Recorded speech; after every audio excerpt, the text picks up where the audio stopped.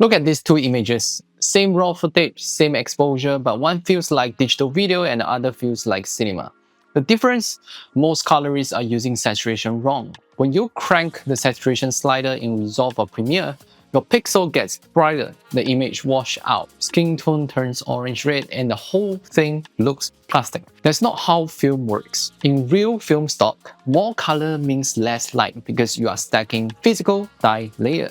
Today, I'm breaking down PFA Color Suite 6.9 and showing you two completely different math engines that solve this permanently.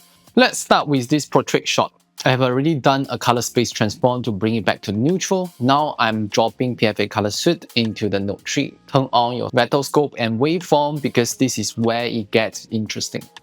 The color engine has three tools: color slider, movie density, and skin match. These work on a pixel level basis, meaning they are targeting specific color vectors in your image. First, movie density. Watch what happens when I increase the slider. As the saturation spreads on the vector scope, the waveform drops. The brightness is going down as the color gets richer. This is true subtractive density. It's mimicking how film dye layers block light. More cyan dye means less red light passes through. Now compare that to a standard saturation slider. When I push the saturation the normal way, the waveform stays the same or it climbs. Pixel gets brighter, colors wash out. That's the digital artifact everyone is fighting against. Now let's talk about color slider. This isn't a huge shift tool. It's retelling the software how to interpret the color vector itself. I'm going to use the mask to isolate the yellows in this shot. Watch the vector scope. I'm shifting these yellows towards cyan. See how the vector scope is being massaged into the target range. There's no hard edge, no flickering, qualifying mask or whatsoever. I'm fundamentally changing how the math engine reads out the yellow pixels. If I want them on the orange instead, I just drag the slider the other direction. The power here is precision. You are not masking pixels and hoping the edge holds. You are reinterpreting the color space. Last tool in the color engine is the skin match. This has a built-in skin tone map that targets orange, yellow, and blue zone. Right now, the skin is reading too red on the vector scope. It's off the flash line. I'm going to increase the skin selection range, then adjust the hue slider to make sure 90% of my skin hits that orange zone, which means it aligns with the 124 degrees vector scope line. Watch the vector scope now. 90% of my skin are anchored on the skin tone line.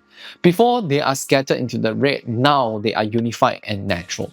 That's the color engine. When you need surgical control over very specific colors in your frame, when you need to fix a cast or build a custom palette, this is your Swiss Army knife. Now, let's watch a completely different shot. This is a landscape with lots of color variation. I'm turning on the RGB parade and vector scope again.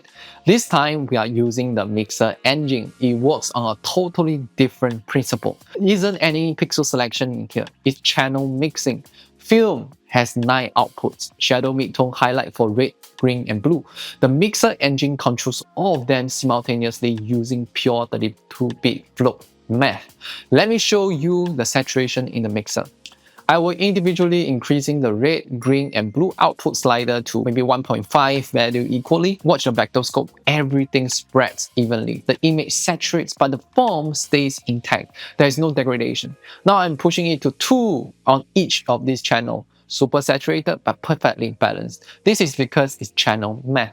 Every camera, 8-bit, 10-bit, 12-bit, has RGB channels. The mixer don't care about your sensor. It only cares about the RGB channel information, the math. Here is what gets very powerful. These normalized sliders. Teal and orange, watch the vector scope when I drag this one single slider.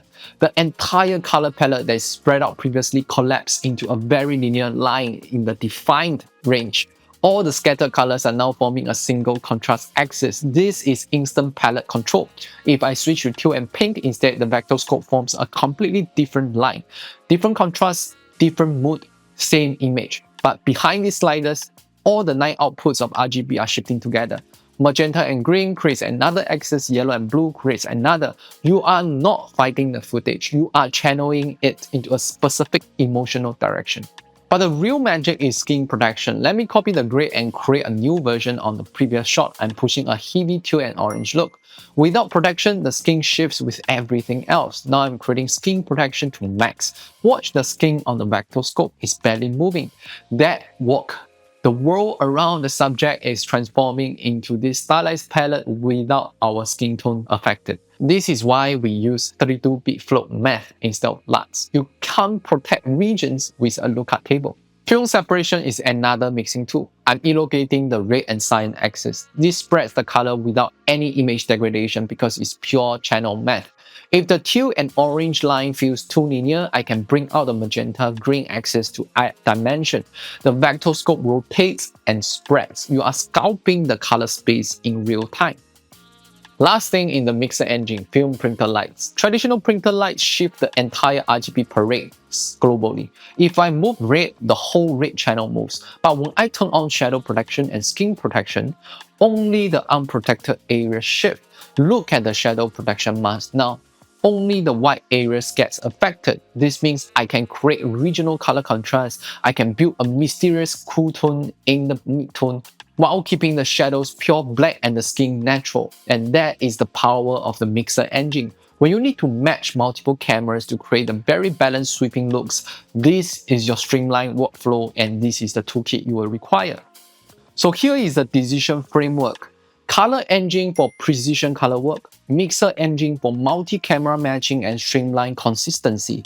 One plugin, two completely different math engines, infinite creative control to LUTs. No bending, 32-bit float math throughout. We are redesigning the UI for version 7 with new AI features you will be super excited about. But if you are getting in right now, you are grandfathered in the future updates. Right now, there is a limited time offer, $80 off until the end of this month. Link in the description. There is also a free trial, so you can test all the features risk-free.